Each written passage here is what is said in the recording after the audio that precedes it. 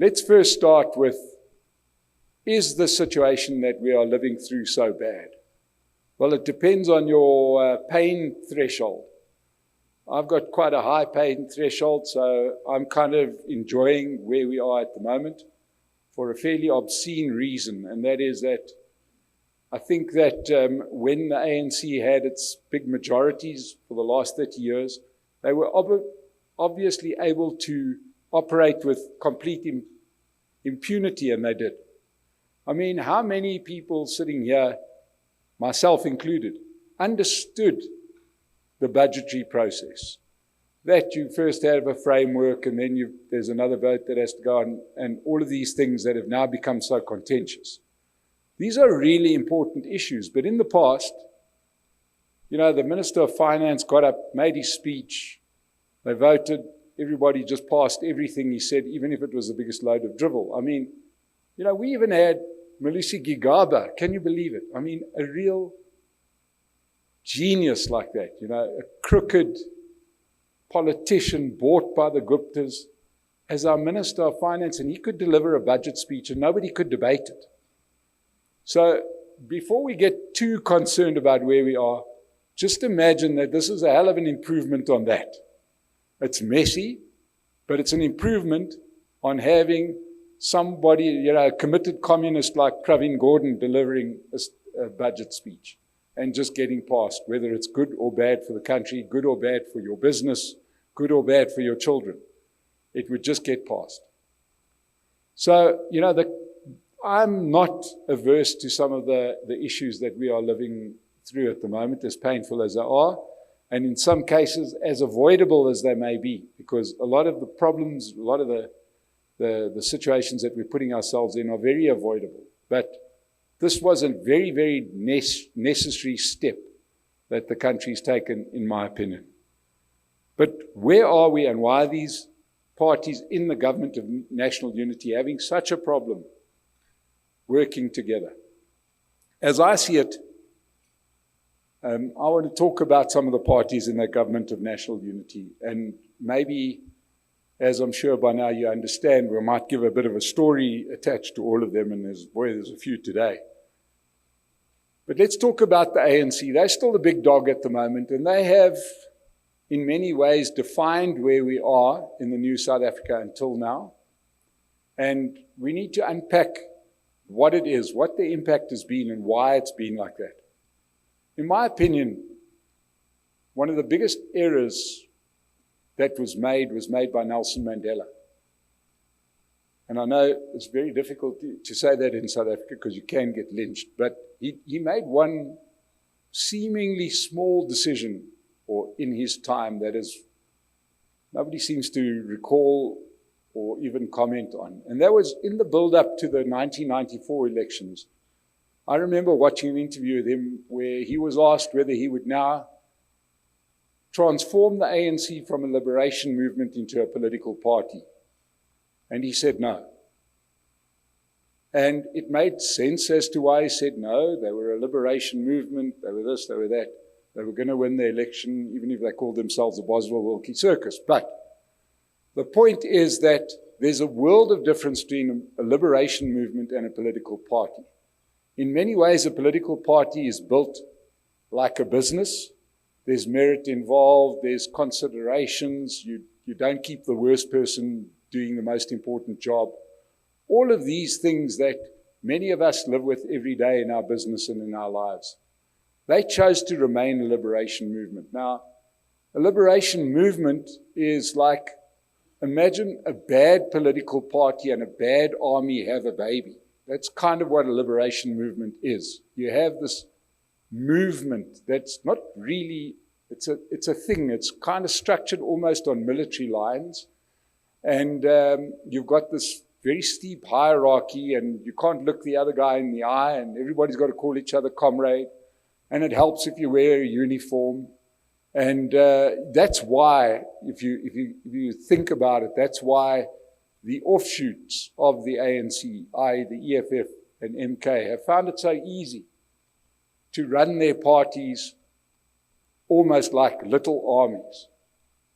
Right? Now, anybody who has been in the army will understand that it's wonderful that just because I've got something on my shoulders, a rank, that I now have respect. And I could be the biggest poopole in the world, but you've got to just listen to me and do what I tell you. So, in many cases, that was the root of some of the problems that we're living with, that don't expect the ANC to make the right decision, because they're only answerable to the leader, who's answerable to a committee, that's answerable to a committee, and nowhere does anybody care about us, the citizens. So that was the big decision that was made, and that's why the ANC remains a liberation movement.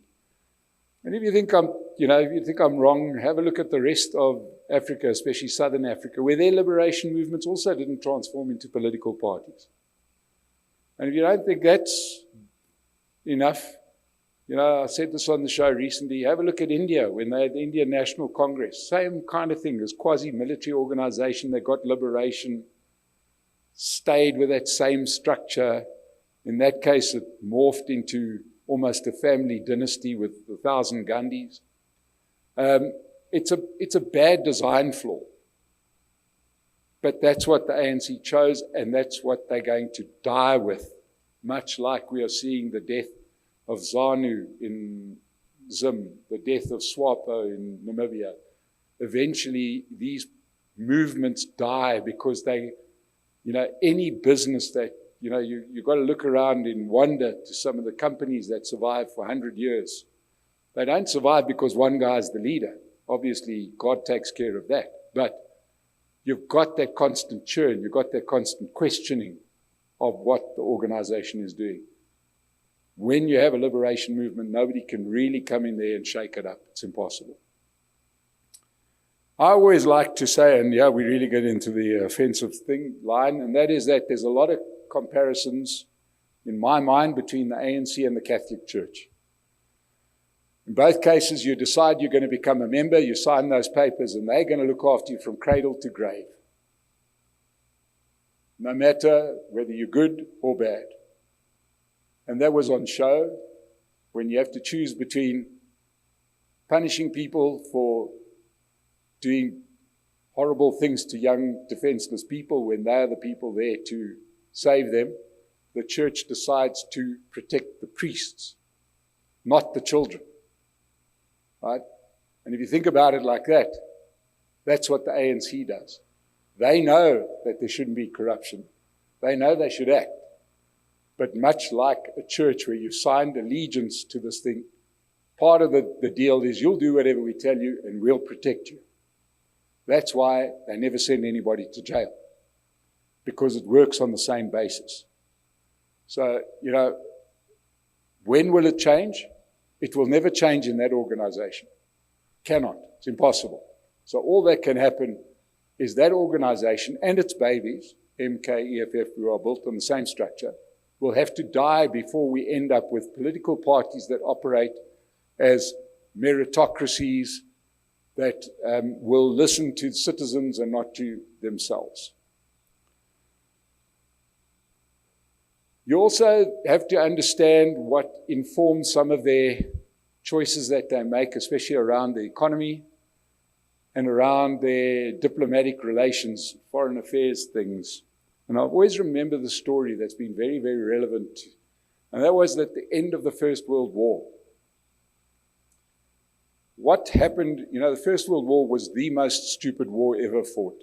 There was no real reason to fight it, except that a couple of cousins, and they were all the kings of Europe, decided that they were going to try and prove who was the most important cousin. And they declared war on each other, and millions of people got slaughtered. But the actual reality was that the German army attacked, went westward from Germany, and the closest the battle ever got to being in Germany was 200 kilometers away. The Germans may have been held in France, but they never really retreated. And to many German soldiers, when peace was declared, and peace was declared only because Germany had run out of money. But when peace was declared, and all the soldiers, the German soldiers, were told the war was over, they naturally assumed that they had won, because they hadn't taken a backward step. Now, it's that kind of process where you think you've won, but in actual fact, somebody's telling you, well, here's the bad news. You've lost, and you're going to pay for all of these damages and so on and so forth. And we know what that led to. It led to permanently unhappy soldiers that are saying, but we won. Therefore, we shouldn't pay these damages. We shouldn't listen to these other countries who never beat us. And if you just consider that mind of that soldier, 200 kilometers in the right direction, being told he lost. Once again, I see some similarities with that in the ANC. They go into the 1990 situation, the build-up to the new South Africa, as the winners. They're going to become the government in South Africa. And their policies were aligned to the Soviet Union. And they were committed communists, and they had now vanquished the enemy. But suddenly, they may have won, but they have to endorse everything that they fought against. So in other words, they were anti-capitalism, pro-communism, central planning, all that wonderful other Stalinist rubbish. But now they're being told, sorry, you better listen to the markets. You better be, a merit-based organization, when they were prepared for exactly the opposite. But they've won. So how do you tell the winners, you won, but sorry, we're not going to use any of your plans? So it's been a real shock for the ANC that they haven't quite got over. And they won't get over it, because sometimes people just don't have the mental agility to change your mind. They were fighting a war to make South Africa another communist utopia. The Soviet Union was strong. They've won liberation, but now they've lost everything. And the only thing that they could do was resort to, I suppose, corruption, because it wasn't a game they were prepared to play. They weren't prepared to play merit. They weren't prepared to play economics. They were only prepared to play communism. So it's no surprise that they struggle with these issues. It can't be a surprise. And it's going to be very, very difficult, because if you are somebody that gets it and you're a member of the ANC, well, you would have slipped out and you would have gone into business. Or you would have started a corrupt empire or something along those lines. Yeah, this situation is exactly the same as what plays out in Russia, just looks a bit different. Very hard to tell those ex-Soviet Union people, sorry, you must now be capitalists, when they're saying, but bombs didn't land here. What did we lose? So I think we've got to understand what they are, so that we could deal with it better. And there is no doubt that the party that struggles the most to understand this, in my estimation, is the Democratic Alliance. They just don't get it. They don't. It's sort of like, say, that sort of terrible South African thing is, what's wrong with you? Snap out of it, as if it's that easy. But you're talking about people that have been indoctrinated. And sadly, that indoctrination carried on after 1994. They still believe that they're about to win this war. I mean, let's go back to the thing about the Germans. 20 years later, they were prepared to go to war again because they still thought that they had won that war. I mean, don't take my word for it. Take their leader, Adolf Hitler, who kept on saying, no, we didn't lose that war. And that's what we've got to be careful of and be mindful of, is the fact that the ANC view this as a war they won. And for the ANC, read the ANC and its babies, EFF and MK. This is a war we won, and we will still have our way, much like the Germans decided with the Second World War. They didn't see it as the Second World War. They saw it as the end of the First World War. So, I think it's important for us to understand these things because it might lead to better understanding of the situation and better tactics. Now, when we look at some of their attempts recently, just around trying to justify some of the policies that we have in South Africa that are very out of step with the way the world has changed, where the world has now moved more, thanks largely to President Donald Trump, who's following the playbook, I suppose, of Javier Milei. There's many leaders now that have got tired of less meritocracies, meritocratic systems, and have declared war on wokeness, as we like to call it. And instead what they've done is they've sent group after group to try and explain to somebody that says, we've just passed this thing called an Expropriation Act, but don't worry, it's not an Expropriation Act. Once again, it reminds me of another story that sits in my mind, and that was, once again, shame, the Germans are getting held today. If there's any Germans here, just please take it from whence it comes. Is that Germany had been awarded the 1936 Olympic Games to be held in Berlin. And it was the previous German government that had secured that. In actual fact, when Hitler came into power, his first inclination was to pull out of the Olympic Games. Instead, Goebbels, his propaganda minister, said, no, we can use this to our benefit by telling everybody what a wonderful world we have created. But the problem was that a lot of people were onto them, and they had these policies that were discriminatory against some of their citizens. And they went around the world trying to explain to people that when they've got these systems, they're just trying to put things right. This isn't discrimination. In fact, it's to correct a historic injustice. And it went down to the wire. Not a lot of people know this because we know that the Olympics happened. We know that Jesse Owens won a whole lot of gold medals, but it came within a hair's breadth of America pulling out of the Olympics, which would have meant most of Western Europe would have pulled out of those Olympics. But if you listen to that story now, you would say to yourself, how did the rest of the world buy that story that led to the Holocaust and other things? Well, they bought it because you probably didn't have social media. So you kind of got the official line and the official line only. Sort of saying, no, we want to make this a better country for everybody. You didn't have ways of checking up on it like you do have now. There were articles written about it. There were insights and magazines that reported on it. But it's not the same as getting that speech on your phone when you're 10,000 miles away. And it's become harder and harder. And it's a battle that I don't think that the ANC is going to win, to convince people that are highly educated that when this thing that is called an Expropriation Act, no, it's not an Expropriation Act. Well, I can read, sir. So please, So, I think these are things you've got to understand.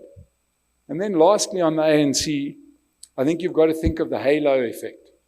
For 30 years, they could do anything they wanted to, and it would be the Rainbow Nation, the miracle story, no civil war in South Africa. And people were too polite to say, I'm not sure, as your unemployment rate keeps on climbing, that you're doing such a great job, but I just don't have just don't need that fight. It's a bit like listening to somebody's story when you've heard it before, or it's not a very good story. Sometimes it's easier to smile and listen and say, thanks very much, I'll come back to you, or whatever, rather than to say, buddy, you are talking the biggest load of shit that I've ever heard. Right? Leave that to me in this case. But many, many countries will smile and wave and say, oh, okay, fine, cool, you do whatever you want. But watch the money. Where's the investment? I mean, if Donald Trump has done South Africa a favor, it is by highlighting these things and actually putting facts, by actually arguing it piece by piece. Because we can't progress with some of the policies we have. I mean, can you imagine to have some of the laws that we have. Can you even think of how little regard the ANC has for the talents and abilities of black people? That they honestly believe that they cannot do it by themselves. That's not the world I live in. It's not the people I see around me. Not at all. I've said this many times. I do not see these useless people that cannot start a business or cannot make a success of themselves unless they get a piece of somebody else's business. I don't see it. But yet, that's what the ANC believes of their own supporters, of their own citizens. Really what they're saying is you do not have the talent, and unless we intervene, you're going nowhere. Now this, of course, has precedent. Malaysia tried the same thing. Malaysia is an interesting country, multicultural as well, and has got a very successful Chinese community, about 12% of the population. And native Malays make up about 60% of the population.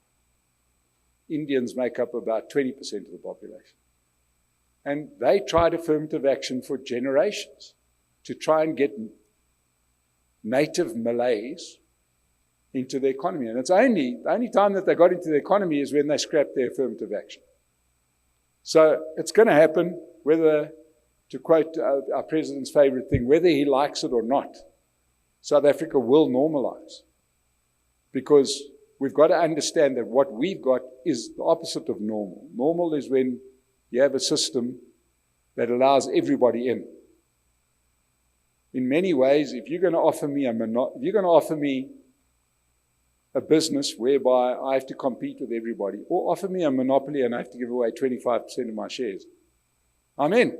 That's why the corporates love affirmative action so much, because it keeps their monopolies on their industries.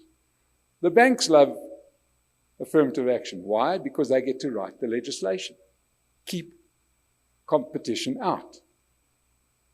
And it's only people like the ANC that don't understand economics that think this is a good idea, not seeing the other side to it. Play on the emotional side. So, we had this problem in the past, but what they're not understanding is the damage that it causes for now and in the future. But we're living in a new world. What the ANC is going to do is going to bank on this current trend ending at worst at the end of Donald Trump's term, and that we'll go back to where we were, where everybody's just polite, and we have a goer, and you can do whatever you like with your domestic policies. I don't think we're going to return to that life. I don't think so. I think there's too much debt on too many balance sheets for us to go back to a world where we just spend other people's money in every country and let countries just drift. That's my opinion. I'm dying to hear what France has to say. Let's talk about the Democratic Alliance. Their arrogance is real. It can't be stated enough. The most horrendous thing I've heard is, let's start off with understand that there's a personal beef. The only politician who has told me that he won't come onto the show is John Steenhuisen, because I said he wasn't the right leader. Now, how small must your ego be that you won't come onto a platform because you didn't like something that I said, right? That just tells you a lot about the person, and it tells you a lot about what the party can get away with. But in this whole budget debate, according to two sources in the GNU, everybody got sideswiped by what was meant to be the first budget speech, with a 2 percentage point increase in VAT from 15% to 17%. And it was a unanimous and easy decision. No, but let's go back to the drawing board. This is not going to happen. And then this negotiation process started. You've got this crazy budget, which is screaming out for some cost containment. You know, the 700 plus state-owned companies. And it would have been an easy sell. The Democratic Alliance never spoke to one of the other GNU partners ever in that whole process. Now, unless I've been lied to by 3 different people, I doubt it. Not once. Now, you would have thought if you're in this GNU and there's 10 parties and there's this one party that's gone off the reservation, won't cut costs, committed to corruption, etc. Surely you can convince a meaningful number of parties to get together with you and support one combined motion. But they didn't even bother to pick up the phone. These are people sitting across them from the table to say, let's get together. Let's say these parties all agree that we should do, here's a framework we can adopt, but not once. So, it's that kind of action which does not win them any friends. And this is just a continuation of many of the complaints that they had where they were in coalitions, largely in the metros, that they wouldn't consult with their partners. Why do they do this? Well, they do this because in most cases they view those partners as being after their voters. And they're kind of creating an us or them situation, working on the assumption that their voters will stick with them. So rather than working with parties and bringing them on stream and saying, well, we're the big partners, we're probably going to get most of the credit for this anyway. They want to do it by themselves, regardless of the outcome. So, whereas I do not believe that the ANC can mend their ways, I believe it would be quite easy for the DA to mend their ways. It would just take some proper leadership from some people that are a little bit more savvy and to play nicely. Because as I recall, and I know this is a good, bad example, when the first big coalition was put together, which was to govern Cape Town, and Helen Zille got hold of Patricia de Lille when she was still sane, got her into the coalition, worked nicely with her. The next thing, the party folded into the DA. They got all those votes. So, to me, that's a far better strategy than making all those other parties your enemies. But they committed to that. Who knows? I do, however, once again, I would say that as opposed to the ANC, I see another generation of people that aren't so ridiculously arrogant, and it could change. Quanto Wesizwe, I'm confused. I'm going to put it out there, I'm confused. And I'm yet to see an explainer as to what they are. Are they a Zuma family enterprise? Are they a traditionalist party that wants to make the kings again? Are they a communist party a la Floyd Shivambu? God alone knows. Right? And when you got that confusion, I think at the first part, you get a lot of support because everybody is hanging on to the piece that they think you are. But I think in time, that wears quite thin. And people will start going to a party that does one or the other. But by having this sort of like ideological ambiguity, I can't see how they're going to build support. But who knows, maybe people like Camo more than I do. It looks pretty ridiculous on me. And then we've got a whole disturbing trend of parties that are not parties at all. They just one-man band, entrepreneurial enterprises. And obviously, oddly enough, that group is growing.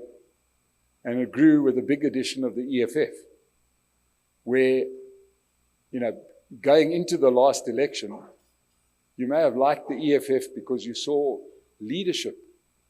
You saw Julius Malema as the leader, Floyd Shivambu as his deputy, Ice Boy as another potential. This guy, he kicked out everybody. Our minister has arrived. Okay. You see, never talk shit about blue lights again. So, we see a rise of one-man parties. We see a lot of parties where there's no obvious leadership group. It's just one person, big personality, Bantu Holomisa, Patricia DeLille. You see Action SA not really wanting to go to the polls to have an internal election. We've heard similar things out of Konto Wesizwe.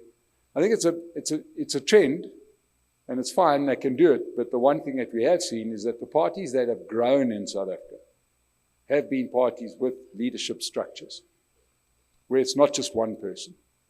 We've seen one person party come in, have a nice bright start, and then crash and burn, because soon enough we get tired of even the most exciting people.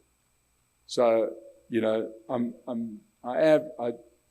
when I say I'm concerned, I'm not concerned at all in some ways, but they are dangerous, because I think that those parties start acting in the interest of that one person only. So you saw this in the recent sort of activities around the budget, where the one-man parties were in, boy. They saw power with the ANC, boy, they're going to vote with whatever. They might as well just fold into one party or another. But that's a great living. It's wonderful being a cabinet minister. You get a nice salary, you get all kinds of things, and it's a one-man band. So, yeah, I think that in South African politics, we've reached a point now where politics has mattered. I think we're going into a new phase.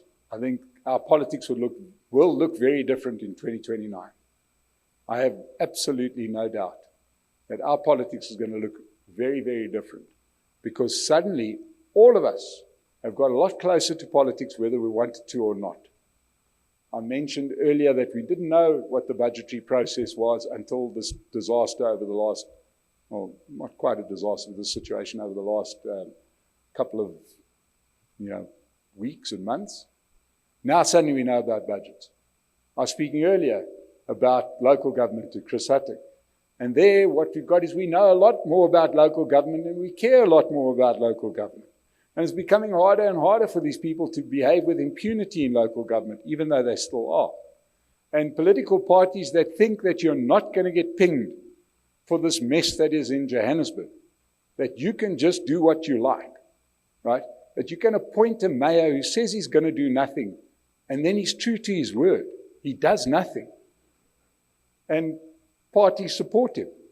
And if they think that's going to get them votes in the next election, I don't know what world they're living in. We will find out a little bit later. But the next elections are going to start becoming about parties that can actually do something with your votes. I've no doubt, right? And we're going to have to see that I stand by what I say, and that South Africa is maturing.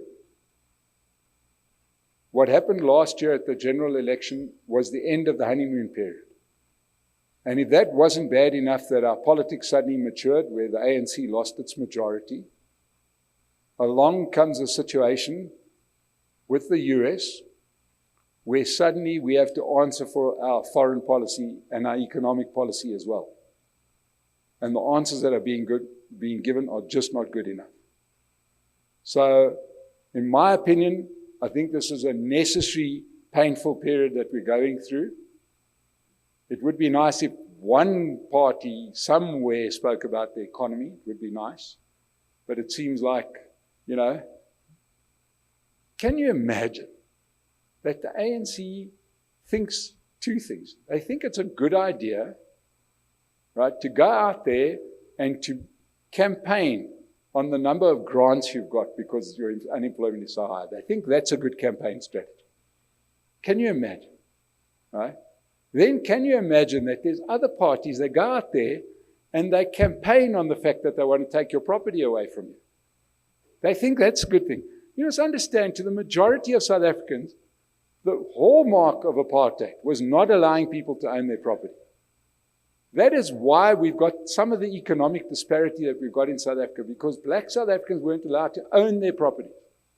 And now you've got parties like Mkonto Wesizwe and EFF and ANC telling black South Africans that they're not going to be allowed to own their property. Can you imagine? And they think that's a good strategy. They honestly believe that that electorate is so stupid that they can't see that if there's expropriation, It's expropriation for everybody. You will never own your own property, not with any kind of certainty. It's impossible. What do you tell a foreign investor if they want to come in and build a big factory? He says to you a simple question. Can you assure me that my property can't be taken away? And you say to them, sure, there's this whole court process, blah, blah. Yeah, but you've passed this whole thing which allows them to take it away. Yeah, but I'm sure it won't happen. Don't worry, they'll never do it. Now, would you put billions of dollars into a country based on my, don't worry, it'll be okay? I've never seen a place. I don't think any of us make investments that way, unless we're forced to. So I think that what we've got now is a whole new era where when you can't drive 1 mile without driving into a pothole, when robots don't work, don't expect to be re-elected. I don't think South Africans are that stupid. So I think that what we are going through now, as painful as it is, and as expensive and unnecessary as it is, sometimes it's got to happen. As that wonderful saying goes in Afrikaans, as jy nie wil luister nie, dan moet jy voel. Right? If you don't want to listen, then you're going to feel it. And we are feeling it. We are really just reaping the whirlwind of 30 years of allowing politicians to act with impunity, and it's over. That's my view. So, in a bizarre way, I'm positive because of the negatives, because I think it's going to force action. It's going to force actions by people sitting places like this, watching shows like ours. It's not just ours. People are talking up. Right? If you watch that shameful performance of Clement Manyatela saying that on SABC, trying to in some way insinuate that a VAT increase is good for the poor. I don't know have I gone mad? That you can vote for a VAT increase and say this is in the interest of the poor. Really? While we got 700 state-owned companies and most of them are bankrupt, let's increase VAT. It's craziness. While we got 30-something deputy ministers. It's madness. Do they really think we are that stupid? I think those days are over. We've got some people that are involved in the middle of this. We've got some wonderful analysis coming up. We've got some breakfast. So what we're going to do is we're going to serve the breakfast now, and then afterwards we're going to hear from Dr. Frans Cronje, and then we're going to listen to Minister Gayton McKenzie. Thank you so much for coming. I was very concerned and nervous, but you're here. At least I can breathe easy again. Thank you all once again for coming. And before I go, how about this one for our next breakfast? There's some people you might want to hear from, eh? JJ Tabani, Neil De Beer. We're back here in June. Just remember it's going to be a little bit colder then, and it'll be dark. So, but if you can make it today, come on, eh? It's just one day. Practice. Right, so this is going to become a regular thing. We're going to get some of the best people that we want to hear from, people with opinions. We don't need people here that don't move that needle. We are really going to get people on this thing, and this thing is going to grow. But thank you so much for all of your support. Thank you for listening to me. And thank you to the team back there. They can serve the breakfast now, and we'll be back in a few minutes. Thank you.